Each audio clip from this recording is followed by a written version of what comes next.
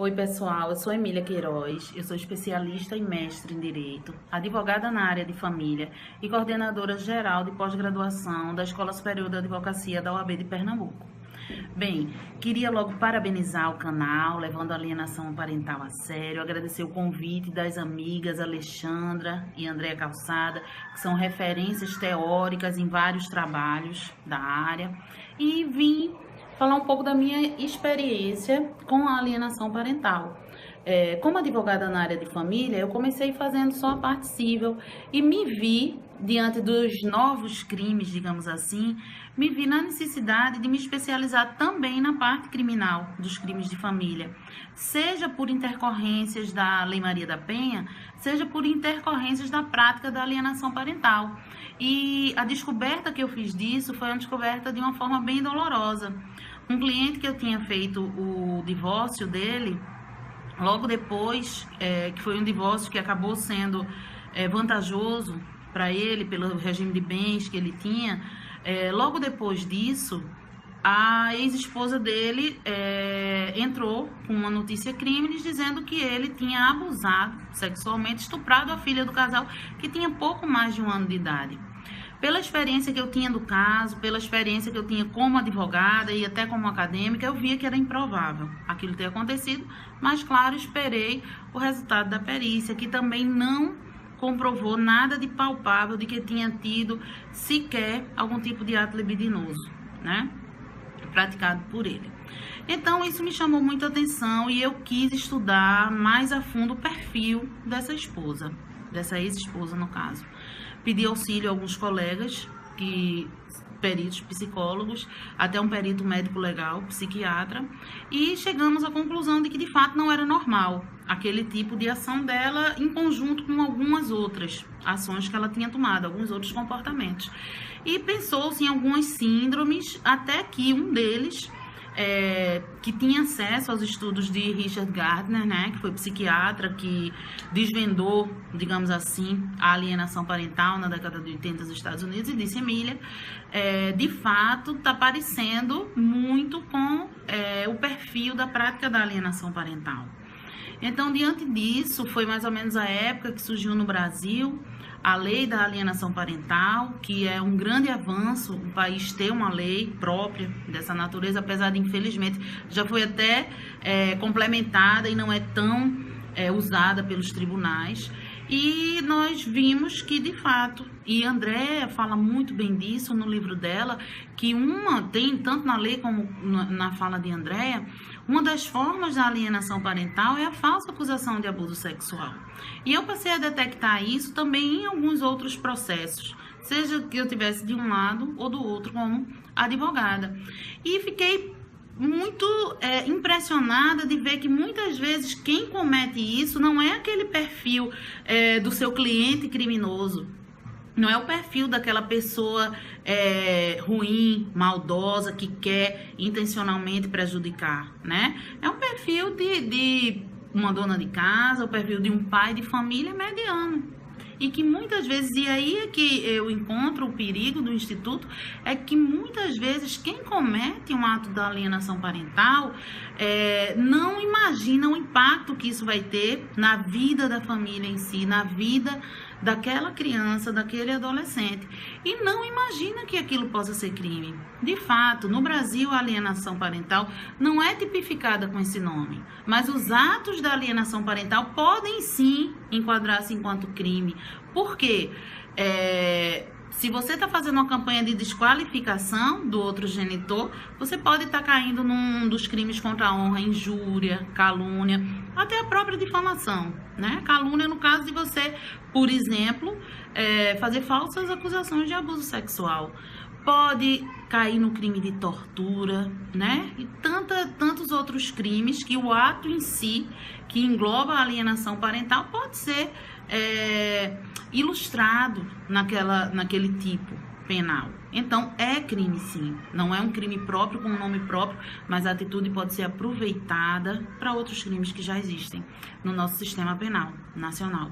Além disso, qual é a punição? Qual é o ilícito civil que pode haver nisso? A lei da alienação parental tem punições civis, como, por exemplo, a perda da guarda do filho, Quer uma coisa pior, um impacto pior do que a reversão imediata de guarda? Antes mesmo do processo ser encerrado, se o magistrado da causa tiver fortes indícios de que está havendo alienação parental, ele pode tirar a criança da guarda daquele genitor e passar para o outro. Ah, mas o outro está sendo acusado, digamos, por crime sexual. Vai para outro parente, podendo ir até para um abrigo, né? Então, a lei é muito boa, tá certo? Que precisa ser implementada. E uma outra experiência que eu queria passar para vocês, mais específica aqui, do meu estado, em Pernambuco, é que eu fui vice-presidente de uma ONG que tratava de direito das crianças, que era a Associação Brasileira Criança Feliz. E nós propusemos algumas audiências públicas, uma na Câmara dos Vereadores da capital, Recife, e outra na Assembleia Legislativa do Estado. Tivemos sucesso nessa da Assembleia Legislativa, que caiu para a Comissão de Direitos Humanos. E um dos deputados que fazia parte tomou para si a causa, na época, que continua até hoje, o deputado Zé Maurício. E ele ficou muito impressionado com aquele impacto que a alienação parental causava na família e viu que se precisava, e viu que existia uma ignorância geral em diversos órgãos sobre isso. E viu que precisava de um estudo, então propôs que nós montássemos um grupo de estudo sobre a alienação parental. E foi um grupo bem frutífero. Durante anos nós nos encontramos, principalmente o Conselho Regional de Psicologia e a CAPES do Tribunal de Justiça, o setor de apoio psicossocial do Tribunal de Justiça de Pernambuco, e eu representando tanto a parte da advocacia de família, que é a minha área, como a parte acadêmica também. Desses encontros saíram obras coletivas, eu fui uma das organizadoras, inclusive, grande expediente especial na Assembleia Legislativa. Foi bem difundida a divulgação do que era alienação parental, atos públicos em praça pública, inclusive, e fizemos também uma proposta de lei que foi aprovada, e hoje em Pernambuco é obrigatório toda escola, seja pública, seja particular, ter uma cartilha de esclarecimento e combate à alienação parental. Depois de aprovada a lei, que já tinham essas obras coletivas publicadas, então esse deputado nos recrutou novamente para que nós puséssemos em prática e para que fizéssemos a redação dessa tal cartilha, porque ele achava que nós, de fato, éramos conhecedoras de causa.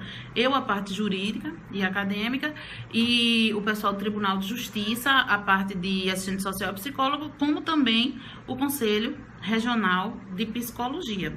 Então, diante disso, nós nos reunimos e foi um trabalho riquíssimo, riquíssimo. Para mim, foi uma experiência ímpar, foi totalmente multidisciplinar, onde em uma mesa tinham várias linguagens, cada um com seu material obtido dentro da sua área, dando a cara a tapa e botando na mesa e discutindo, não, mas isso na prática vai ser de tal forma, essa linguagem, esse termo aqui vai ser entendido diferente pelo profissional de determinada área, como magistrado, como juiz vai poder responder a isso, esse laudo vai ter que ser, vinculante ou não é, esse laudo vai ter que ser respeitado, o juiz pode pensar diferente, o juiz, no caso de suspeita de alienação parental, pode escutar a criança sozinho, sem a equipe psicossocial, qualquer equipe psicossocial que pode fazer um laudo para detectar a prática da alienação parental, não e não, né? Então, é muita novidade, é muita peculiaridade que existe especificamente quando existe a suspeita da alienação parental, e não só pela lei original e a lei que lhe alterou, mas também pelo Código de Processo Civil de 2015, que é uma novidade. Então, foi publicada essa cartilha, nós agora estamos na fase logística de distribuição pelas escolas e sempre tentando conscientizar o diretor da escola, os professores, para alertarem aqueles pais sobre a inconveniência da conduta da alienação parental, né, para aumentar a qualidade de vida, inclusive das crianças, diminuir a criminalidade, é muito na pegada da própria justiça restaurativa, né?